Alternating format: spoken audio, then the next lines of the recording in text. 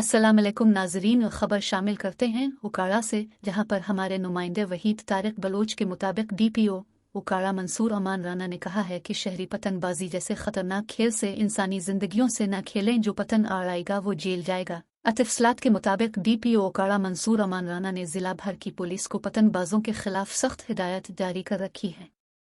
हर थाना का SHO अपने थाना की हुदूद में पतंगबाजों के खिलाफ बिला इम्तियाज कार्रवाई करे।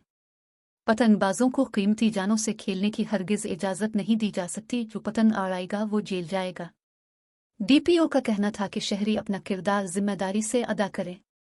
पतंगबाजी को रोकने के लिए पुलिस के साथ ताउन करें। सीनियर सिटीजन को चाहिए कि वो अपने बच्चों को पतंगबाजी करने से रोकें। बच्चों को पतंगबाजी से होने वाले नुकसान के बारे में समझाएं। हमें मिलकर इस खतरनाक खेल को रोकना है ताकि कीमती जानों के ज़िया होने से बचाया जा सके। अब तक के लिए इतना ही। मज़ीद खबरों के लिए हमारे साथ रहें। शुक्रिया।